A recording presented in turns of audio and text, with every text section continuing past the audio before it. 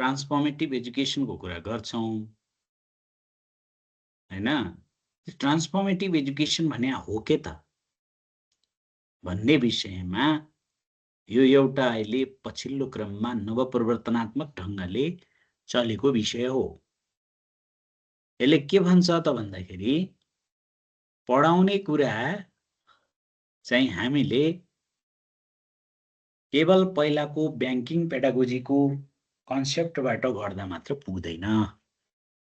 अब हामीले स्टुडेन्टको चोइस र भोइसलाई विशेष ख्याल गर्नुपर्दछ भन्छ के।